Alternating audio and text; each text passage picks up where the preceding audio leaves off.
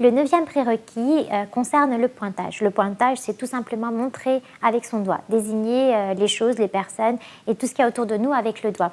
Donc cela montre justement que l'enfant a une certaine intentionnalité et qu'il comprend que les choses qui sont autour de lui ont des propriétés.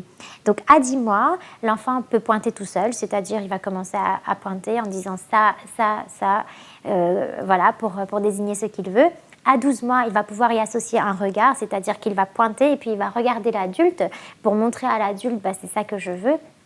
Et puis à 15 mois, ça s'inverse un petit peu, donc il va regarder l'adulte et puis il va pointer. Donc le pointage est très important. Nous avons 2 types de pointage. Nous avons le pointage proto-impératif qui lui concerne les demandes. Donc l'enfant, quand il va pointer, c'est pour demander. Il va demander le ballon, il va demander le biberon. Et le pointage proto-déclaratif, donc ça c'est plutôt pour étiqueter, pour expliquer quelque chose. Si par exemple il y a un chien qui est en train de courir et qu'il veut expliquer à ses parents ce qui se passe, donc il va pointer le chien et puis il va regarder ses parents pour dire regarde ce que moi j'ai vu. Donc le pointage va s'installer en même temps que la communication non verbale parce que l'enfant n'a pas encore assez de langage, donc ça va compléter un petit peu son mode de communication et c'est très important. Donc, et c'est là que vont apparaître les autres types de gestes. Donc nous avons les gestes conventionnels comme par exemple le fait de dire bye bye, le fait de dire bravo, le fait de faire toc toc à la porte qui vont apparaître entre 12 et 16 mois. Et nous avons les gestes instrumentaux qui, eux, concernent plus le fait de faire semblant de faire comme le poisson, faire semblant de parler au téléphone. Donc ces gestes instrumentaux vont plutôt apparaître entre l'âge de 16 mois et 2 ans.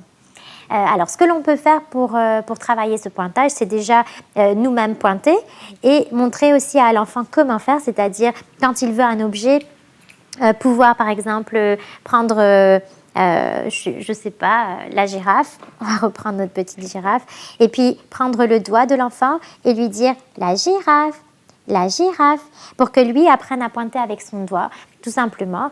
Et quand il pointe avec son doigt, toujours expliquer avec le mot de quoi il s'agit. Il faut être très expressif avec l'enfant. Quand vous allez utiliser les gestes, quand vous allez lui dire bye bye, quand vous allez lui dire bravo, gagner, lui, ça va le pousser aussi à réutiliser toute cette communication non verbale.